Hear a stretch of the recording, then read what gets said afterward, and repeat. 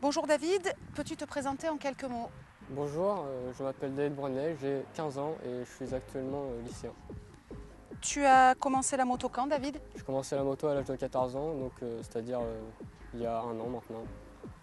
Et pour meilleure place en FFM, j'ai fait une deuxième place.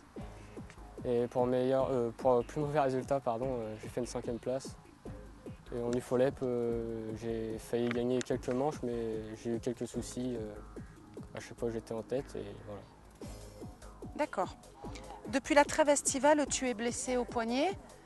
Comment cela t'est-il arrivé? Alors oui, je me suis blessé au poignet. Donc ça m'est arrivé un entraînement à Naour en Picardie. Et justement, je m'entraînais sur ce terrain pour préparer une course qui se déroulait sur ce terrain. Et malheureusement, ma moto m'a renvoyé sur un saut. Et elle m'a fracassé l'avant-bras et le poignet. C'est douloureux? Assez, oui. Et malheureusement, j'ai attrapé une maladie, c'est une algodystrophie. Et donc, c'est-à-dire que mes os se décalcifient tout seuls et ça m'empêche de récupérer ma force. Donc, je dois patienter encore 4 à 5 mois avant de pouvoir reprendre la moto. Et voilà, ça m'embête un peu, mais voilà, c'est comme ça, c'est la vie. Oui, donc j'allais te demander le programme pour l'année prochaine. Là, il faut que tu te reposes, que tu attendes que tout ça se remette bien pour qu'on te retrouve sur le terrain en 125. Voilà, c'est ça exactement. Donc, selon quand je vais reprendre la moto, je vais voir comment je me sens physiquement. Mais si je me sens pas très bien, je vais faire une saison que d'entraînement. Si je me sens bien, je vais me lancer sur quelques courses sur 25, je pense. Écoute, c'est ce qu'on te souhaite en tous les cas. Merci. Le pilote qui inspire le plus ta façon de piloter? Je pense que ça va lui faire plaisir, c'est mon frère. Parce que voilà, mon frère et moi, on a tout appris sur le tas avec mon père. On a été seuls depuis le début, donc voilà, mon frère, c'est mon idole. Eh bien, il va être content. Penses-tu que le passage du 85 au 125 cm3 représente un gros cap à passer? Non, pour moi, je pense pas, parce que j'ai quand même un gabarit assez important. Donc après, je pense que physiquement, j'ai de la masse musculaire surtout à développer. Et je pense que ça sera assez facile. Donc pour toi, les différences et les adaptations que demande ce changement, c'est surtout la masse musculaire à travailler. Voilà, exactement. C'est un bon programme physique et tout partira d'ici.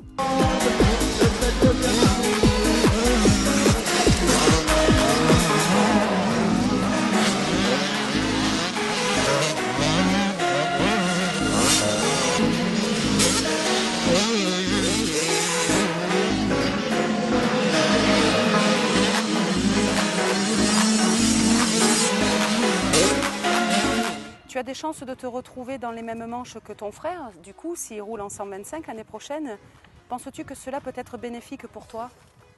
Oui et non, parce que je pense que j'aurai quand même un repère avec mon frère qui roule assez bien quand même. Et je pense que je pourrai voir au fur et à mesure de la saison ma progression. Et non, parce que pour une première année en 125, je sais très bien qu'il sera devant moi. Donc voilà, c'est une place de perdu, quoi. Ouais. En dehors de la moto, quels sont tes pôles d'intérêt? Alors, par rapport aux autres gens qui sont souvent sur l'ordinateur ou qui jouent à la console, moi je préfère faire des sorties avec mes amis, se raconter un peu de blagues, voilà.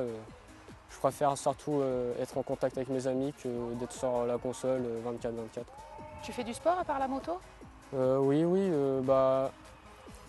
chaque fin d'entraînement, j'ai toujours quelque chose à faire en activité sportive. Donc voilà, je m'entretiens au maximum. D'accord.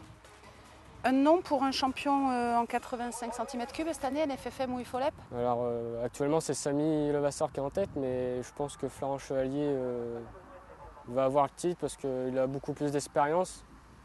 Et je pense que niveau pilotage, même, il a beaucoup plus d'expérience, donc je pense qu'il gagnera.